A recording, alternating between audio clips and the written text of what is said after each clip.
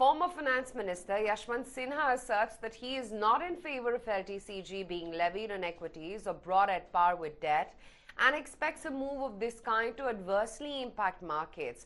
Yashwant Sinha also questions the ONGC-HPCL deal and insists that this is financial engineering. ET Now's Supriya Srinath began by asking him how different is the context of this budget of the Modi government.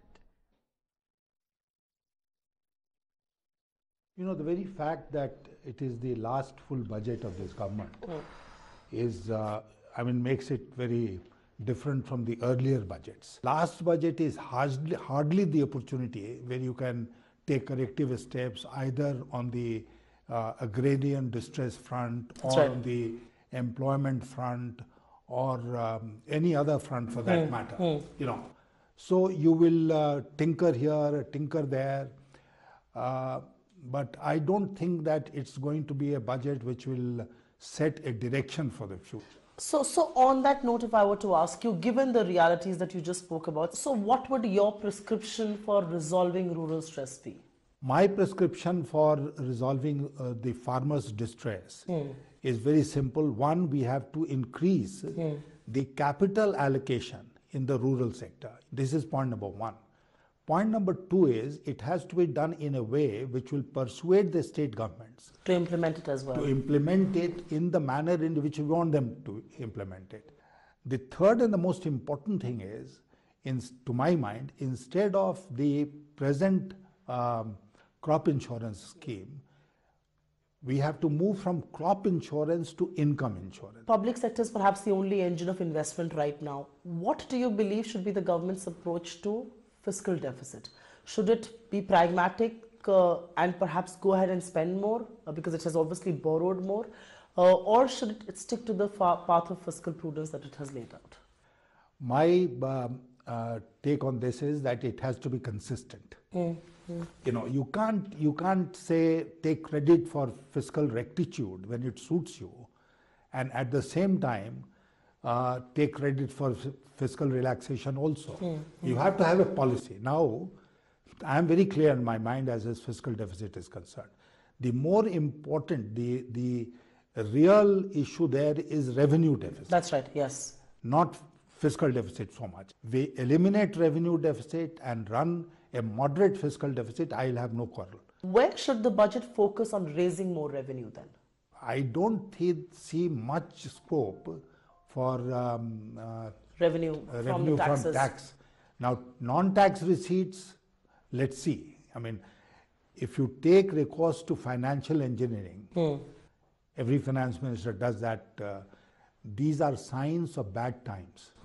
So you ask ONGC to buy HPCL, transfer your borrowing to ONGC, go for recapitalization of banks and through financial engineering, say it is fiscal deficit neutral. Then why didn't we do it in the first year?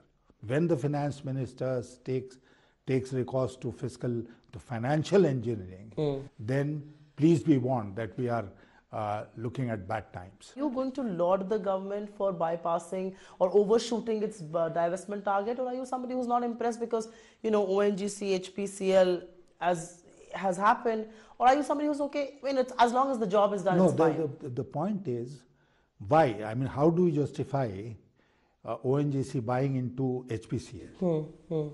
ONGC already had some shares in, I think, IOC. That's right. And a couple of other countries. Now they sell IOC and buy HPCL, or they sell something else and buy HPCL, or they go to the market and borrow. How is it good economics? I do want to take a quick moment to talk about the long-term capital gains tax. Now, there's a lot of debate on that, whether it should be imposed or not imposed. The Prime Minister said that the contribution of markets in taxation is very low. What is your own view? Does the long-term capital gains tax is there a case for, you know, having a long-term capital gains tax on Indian equities? There should be taxation of the profits. But having said that, I'll say that I abide by the general rule that one should refrain from taxing financial transactions. If you impose a tax on financial transactions, then it drives money into the the black economy. And we might have taken some steps, but there is no knowing that black economy will not come back. So, we have to be cautious. Long-term capital gains tax, short-term capital gains tax, the financial transaction tax, etc., etc. There are lots of examples of how it can be played. My own take on this always has been that if there is a profit, then you can lightly tax that profit. How will you do it, through long-term capital gains tax or some other means, is up to the finance minister. So you don't believe that there is a case to bring long-term capital gains tax on equity at par with debt just yet? No, I don't think so. And what's your fear? You believe this is going to drive away the money from Indian markets? Do you believe this could be? It is, as I said, it's a thin market, it's a very sensitive market, and people are working on very, very small margins. That's right. So even a fraction of a percentage of tax will adversely affect it. That's my fear. Indeed. That settles the debate on LTCG. Does the government in this budget have to walk the talk on corporate tax rates? This is the last chance. There is a last chance to walk the talk. After this, there will be no opportunity for them to implement what they so grandly announced in the earlier budget.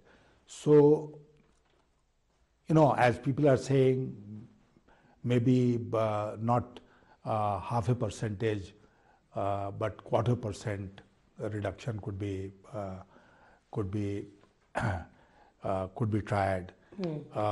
But he'll have to do his calculations and see how much money he is going to lose and where that money is going to come from, given the fact that